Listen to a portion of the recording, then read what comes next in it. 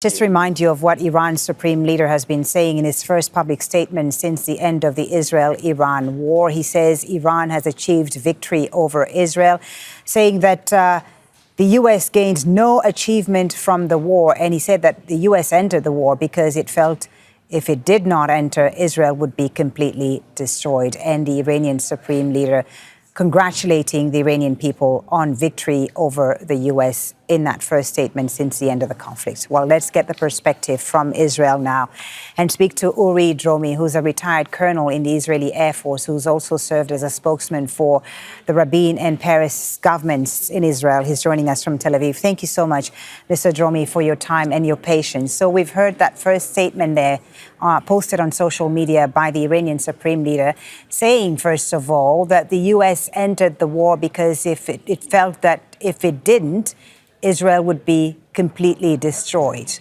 What do you respond to that?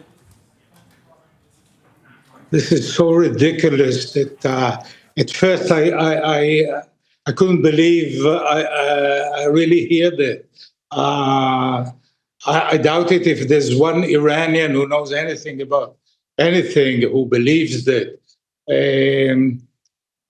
with Israeli aircraft roaming around freely over Iran and obviously Mossad agents. You know, I have the friend in Iraq who tells me the recent jokes in Baghdad about this. And he says, yes, Iran has bombed the headquarters of the Mossad, but nobody was hit or nobody was hurt because everybody was in Iran. So, but you know what? It doesn't matter so much. Rhetoric aside, there's no need to humiliate anybody. And if they feel good with this, fine. Now, the main question is how we move on to an agreement. Let me ask you, I'm sorry to interrupt you. I just need to ask you, you say rhetoric is fine, and yes, we do need to move on. But we also want to understand what Israel has realistically achieved in this conflict. It says its objectives in Iran were met, including damage to Iran's nuclear and missile infrastructure. But with little independently verified detail, how can we believe this? How can we assess the credibility and the strategic messaging here behind such claims when we don't really know the extent of the damage? You know, it is said that Chinese leader Mao Zedong was asked once, what do you think about the French Revolution? And he said, it's too early to say. So how can people come up with declarations about any assessment of the damage just day after the attack? It will take weeks, if not months, to really get a clue of what happened. Right. I tend to believe the Israeli sources, and there's a significant damage there. And what Israel has achieved is that... But Colonel, with your experience... damage and then... with your experience, Colonel, I mean, do you believe that these strikes have fundamentally changed Iran's nuclear trajectory or simply delayed it? It delayed it. I think they will stick to their old truth of pursuing the nuclear program. I think they have a lot of patience. They're thinking ahead. They're not like President Trump, who wants to jump from one deal to another. And therefore, I think they've been hit. The program is back. Time will tell, months or years. But they will be back and bluffing the European as usual.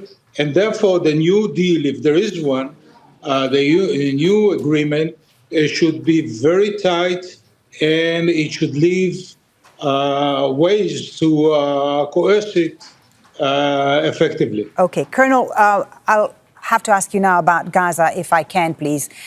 With the Iran-Israel front paused for now, attention is now turning back to Gaza. President Trump says there could soon be a deal on Gaza.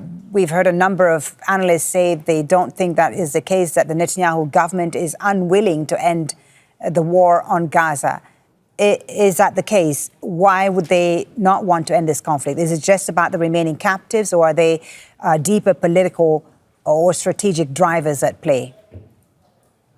First of all, I have to react to what the professor from Istanbul said about Israeli genocide. The only people who pursue genocide and tried to do it on the October 7th were the Hamas, Nukba, who invaded Israel, and they want to kill any Jews, and we saw that. And now when we act as a self-defense, the professor sheds crocodile But tears self-defense, over Colonel, what Hamas. when tens of thousands of Palestinians have been killed, when there's a siege, when people are starving, is that still self-defense, with all due respect?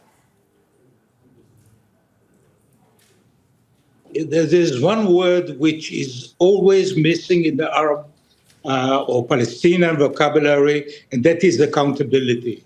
Yahya Sinwar launched this, and now when he got back the rest of Israel, everybody is complaining. I mean, he should have thought deeper into what he's bringing over the Palestinian people so in accountability, Gaza. are you saying, when you say accountability, are you saying that the Palestinian people have to pay for October 7th, the civilians, the children have to pay for that? Is that not collective punishment? I'm sorry, we pulled out of Gaza in 2005. In 2007, they elected Hamas, and this is what they got. I mean, it's easy to blame Israel, imperialism, America, everything, except for what they brought upon themselves. But you asked me about the need to move on to on a deal with Gaza. Yes, the answer is yes, and I would urge my government to move to really free itself from the constraints of the ultra right-wing elements in the government and move on. And because the most important thing is to bring the 50 Israelis who are still in the hands of Hamas in an inhuman condition and bring them back. 20 of them are alive, and this is the most important thing. What to do vis-a-vis Hamas should be left for later time. Right, and Palestinians would say that the most important thing today is for the war to end and for aid and food to be allowed into Gaza once again. Colonel, thank you for speaking to us and bringing us a view there from Israel. Uri Dromi is a retired Israeli colonel joining us from Tel Aviv. Don't miss out. Get the full picture. Subscribe to Al Jazeera for reliable news and expert insights. Like, share, stay ahead.